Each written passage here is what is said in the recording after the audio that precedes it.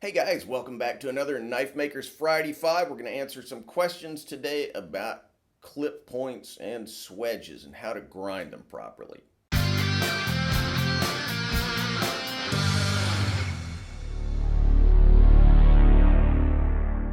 Hey guys, welcome back to another Knife Makers Friday 5. Today, answering a couple questions from supporters on Patreon. Shout out, as always, to the folks who support this channel on Patreon. Link in the cards and description if you want to get on board with that. So anyway, a couple weeks ago, I did a Friday 5 where I talked about strategies for grinding bevels. Both of the questions today are kind of follow-ups on that. Basically, we're talking about how to grind a swedge or false edge, clip point, secondary bevel, whatever you want to call them. These are not all exactly the same thing, but we're going to break them down and then simplify them so that you can grind swedges and clip points like a pro. So today our jumping off point is a couple of questions from Patreon supporters, so I'm just going to go ahead and read both of those. The first one is from Patreon supporter Al DePaulo, longtime viewer and supporter of mine. His question is, so I have had this K-bar project for months now and have tried a few approaches on the front clip. Any suggestions? And the second question from Scott Charlton. I have two questions for you. One, I bought a 1x30 belt and disc sander and watched your videos on doing the knife grinding jig. I have an angle finder and the table on the grinder is fairly good for a beginner, so would setting the angle of the table and just using a regular piece of aluminum angle work for plunge grinds. So basically what he's saying is, instead of using an adjustable grinding jig, can you just adjust the table and use a piece of angle iron basically as a grinding jig? So we'll get back to that in a second. All right, so I'm going to circle back to Al's question eventually, but I'll start by talking about the ways of, setting bevel angles on your grinder that kind of Scott was alluding to. Now, I kind of addressed some of this in my last Friday 5, but it's worth mentioning a few more details about work tables on grinders. If you grind freehand, obviously, you don't care about this. That was how I started out, was doing everything by hand, but a lot of people use jigs and tables now.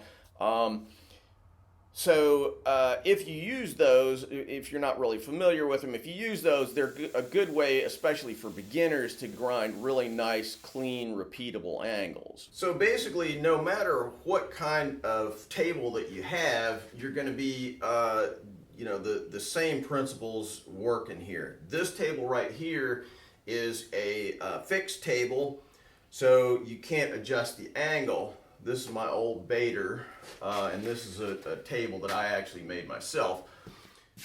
This over here is an Ameribraid, and in this case the table articulates, so we can make it go up and down like that and set whatever angle we want. But the basic idea here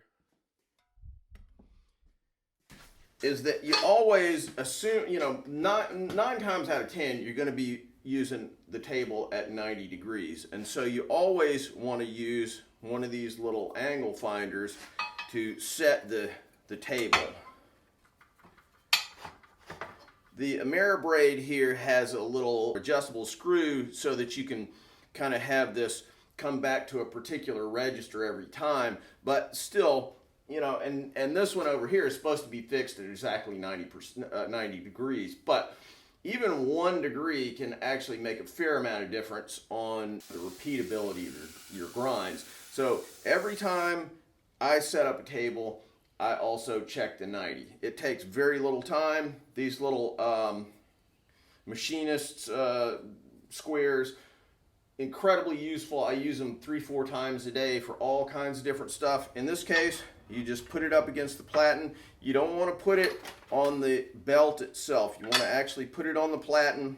You just adjust the table until it's exactly square and then tighten it up. And you've got a nice 90-degree angle there. So you can put a jig on here, and every time you use that jig that's set to a particular angle, 7 degrees or whatever it might be, you're always going to get 7 degrees, and you're never going to surprise yourself by going, oh shoot, this all of a sudden is climbing up and eating up the, spine of my knife or something like that. Quick note here, if you're enjoying my videos and want to support what I do, I hope you'll consider helping the channel out on Patreon. When you do, you'll get access to my library of plans. I've been doing these videos for about 12 years now, so there are a lot of plans there for all kinds of builds that I've done over the years, and none of that has cost you a single penny. So if you feel like giving back, well, bless your souls. Link in the cards and description. So now let's turn to Scott's question. In short form, what he's asking is this. Instead of using an adjustable jig, by the way, what if you use a piece of angle iron or some other 90-degree work holder and then adjust your angle on the table rather than the jig? Will that work? Short answer, absolutely. Again, though, in order to make this repeatable, you want to know exactly what angle you're setting your table to. How to do that?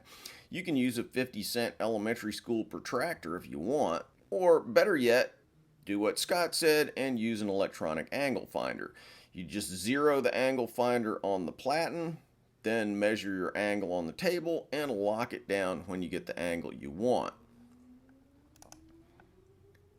After that, grinding is just a matter of blasting away until you get the grind lines that you want.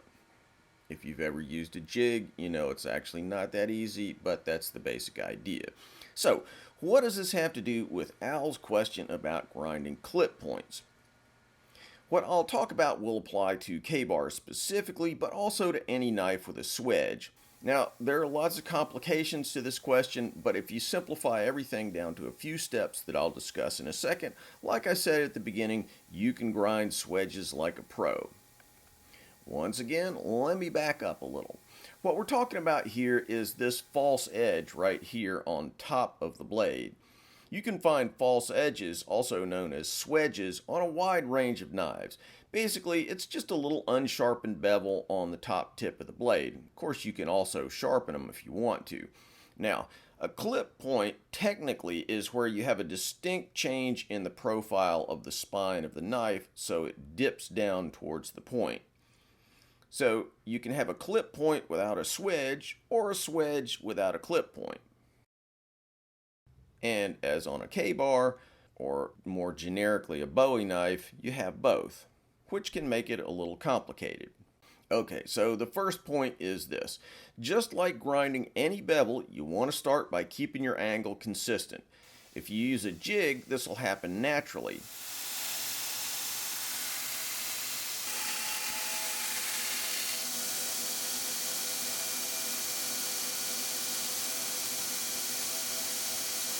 If you grind freehand, you just have to control it yourself.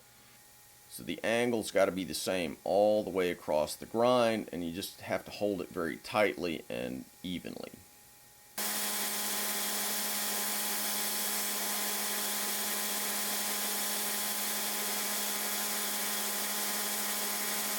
Fine, so what's next? Here's the main point. The thing that governs, or at least allows you to monitor or understand what's going on with your swedge, is this little strip. Basically, it's just the same as your cutting edge. One way of grinding a swedge is just to plunge in like you would the plunge line of your main bevel. That's the way I'm doing it on the top of one of my Tactics Armory knives. If you do that, you just go boom, and then keep this false edge the exact same thickness all the way down to the point. Another way to do it is to sort of feather it in, and this is how it works on the K-bar. So if you look at the spine of the K-bar, this little strip or false edge will gradually narrow for the first half inch or so, and then it'll be straight and consistent for the rest. So honestly, it's just a dealer's choice thing, whatever looks good to you. Now, here's where people get thrown off sometimes. A lot of times people get concerned about how to grind so that the line here where these two bevels intersect looks okay. Don't even think about that line. The key point here is to grind your main bevel totally evenly. Grind it first and get it perfect. Then grind the swedge. As long as you grind the swedge evenly, even angle from stem to stern, even thickness of your false edge, perfectly centered grind, guess what? Boom, you get a perfect line at the intersection, and it'll be the same on both sides of the knife. It's just geometry. Execution's always harder than theory, but the theory is as long as you're grinding evenly, everything else just flows naturally. All right, so now we've kind of dispensed with the questions about the Swedges and all that. But I've got one other question from Scott Charlton. He's kind of on the fence about whether to get a machinist's vise or a bench vise from Harbor Freight. If I understand correctly from his question, at Harbor Freight you can get these little cross-slide vices that are essentially made for milling, light milling, or for using on drill presses. Versus a bench vise that is designed to be anchored. All right, so let me go ahead and just read the question. So before I invest in a drill press, I want to make 2 or 3 knives. I don't have a vise, and I'm looking at Harbor Freight's machinist vise for $90 or their 2-in-1 bench vise for the same price.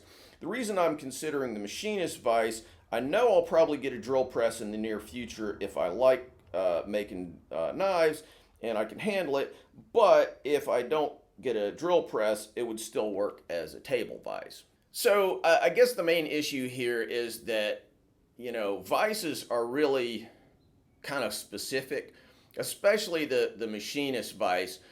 In this particular case, it's a cross-slide vise, so it's made for extremely light milling is really what it's made for. Or, you can use it as a drill vise, you put something on there. So basically it has little handles and cross slides so that you can put something in the vise and then move it around using these little cross slides like you would use on the table of a mill, for instance. I haven't tried using it this way, but my feeling is that that's a really specific kind of vise. I mean, the single most useful vise in any shop is going to be just a bench vise. Even if you don't do knife making, bench vices are just incredibly useful little gizmos. Whereas the machinist vise, it's really more of a special purpose thing. You can't articulate them, you can't turn them around. They're just, they're not really made quite as heavily.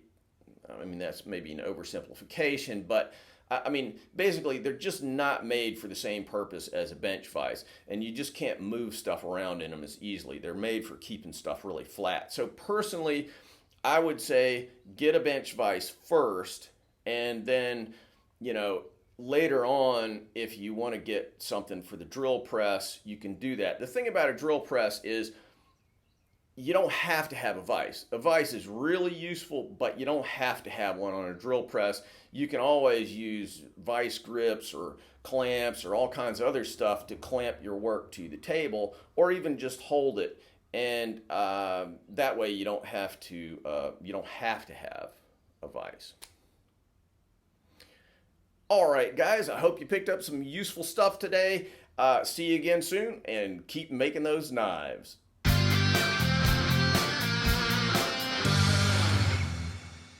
Thanks for watching, guys. If you like what we're doing here, please subscribe and make sure that you click on that bell so you get notified of all the latest videos. Want to buy a knife from me? Check out my modern blades at tacticsarmory.com. Digging the channel?